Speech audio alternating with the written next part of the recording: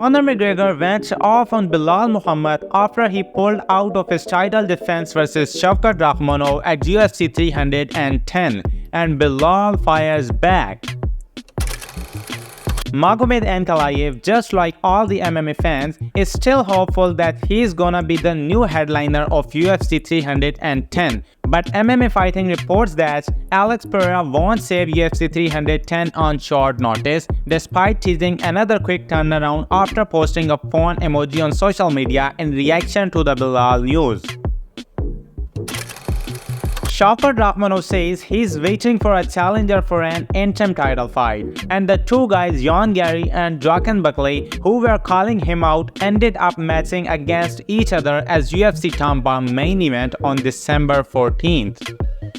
Now rumors say it's Kamaru Usman fight that is in the works to headline UFC 310 against Shavkat Rakhmonov for the interim welterweight belt. We shall soon get to know how true are these rumors. And currently, we move towards an official fight announcement. Payton Talbot will take on Raoni Barcelos at UFC 311 on January 18th, and Islam Makhachev vs Arman Tsarukyan 2 is also targeted for UFC 311. Clippers' new indoor arena into Dome being considered for the venue.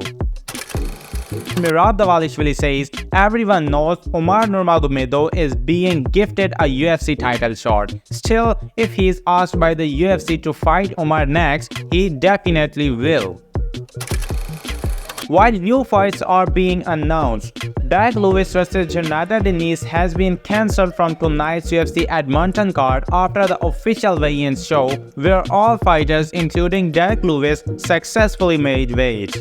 Lewis was unable to make it to the ceremonial weigh-ins, but as per UFC, Lewis had a non-weight cutting related medical issue.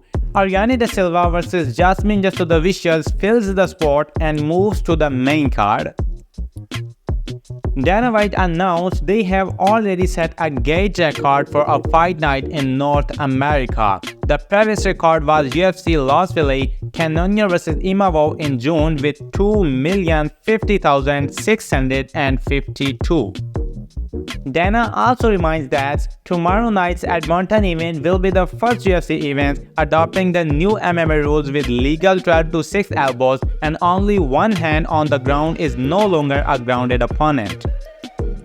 By the way, Moreno vs Albazi is the 6th flyweight fight to main event a UFC card this year. That's the most in the 12 years of the flyweight division. UFC 309 backup fighter Tom Aspinall plans to cause a few scenes here and there, and then hopes to convince the winner of Jon Jones vs Stipe Miocic to stick around.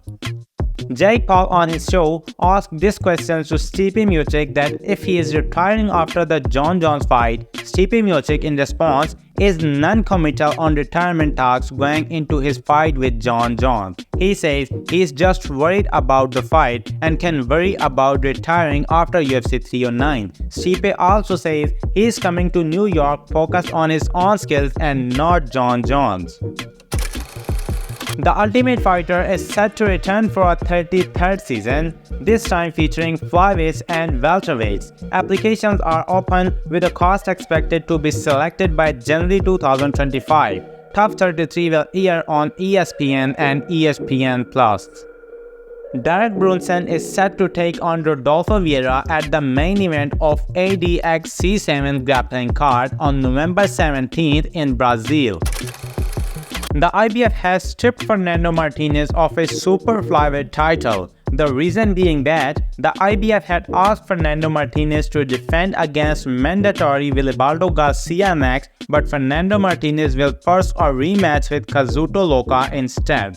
The vacant IBF super flyweight title will be contested between Wilibaldo Garcia vs Danny Calixto in December.